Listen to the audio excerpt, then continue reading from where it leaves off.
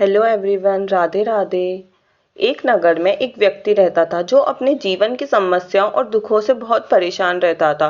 उसने हर संभव प्रयास किए लेकिन उसे शांति नहीं मिली। एक दिन उसके मित्र ने एक सलाह दी। मित्र, तुम भगवान श्री कृष्ण की शरण में जाओ, उनकी भक्ति में बड़ी शक्ति है, वे तुम्हारे सारे कष्ट हर लेंगे। मित्र की बात मानकर वह व्यक्ति बाजार से भगवान श्री कृष्ण की एक सुंदर मूर्ति ले आया और उसे अपने घर के मंदिर में स्थापित कर दिया। वह रोज सुबह शाम धूप दीप जलाता और प्रार्थना करता। देखते देखते कई साल बीत गए लेकिन उसके जीवन की परिस्थितियां नहीं बदली। वह और ज्यादा निराश हो गया। तभी उसे एक दूसरा मित्र मिला। उसने कहा, अरे कृष्ण तो कोमल स्वभाव के हैं, तू माँ काली की पूजा कर, वे दुष्टों का संहार करती हैं और तुरंत फल देती हैं।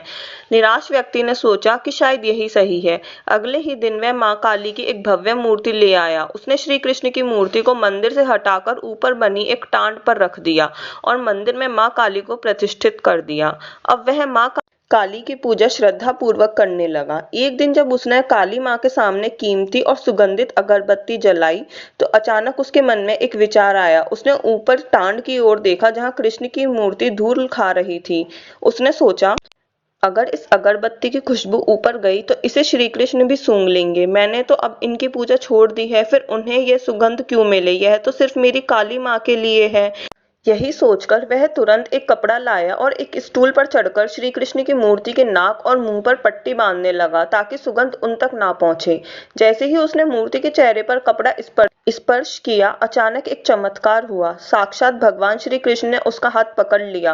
वह व्यक्ति हक्का बक्का रह गया। उसकी आंखों से आंसू आ गए पर वह उलझन में भी था। उसने कांपते हुए सर में पूछा, हे प्रभु, मैं इतने वर्षों तक भाव से आपकी पूजा करता रहा, भोग लगाता रहा, तब तो आप प्रकट नहीं हुए। आज जब मैं आपकी नाक बंद कर रहा तब आप अचानक कैसे आ गए?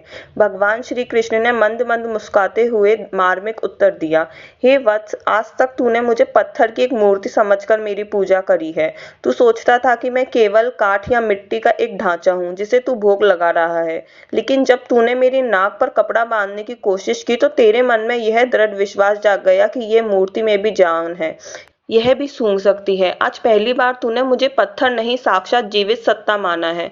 जिस क्षण तेरा विश्वास पत्थर से उठकर मुझ ईश्वर पर टिका, उसी क्षण मुझे प्रकट होना पड़ा। यह कहानी हमें यह सीख देती है कि भगवान केवल मूर्ति में नहीं बल्कि भक्त के भाव और विश्वास में बसते हैं। अगर आपको यह कहानी अच्छी लगी हो तो मेरे चैनल को सब्सक्राइब कीजिएगा, वीडियो को लाइक कीजिएगा। राधे राधे, जय श्री कृष्ण।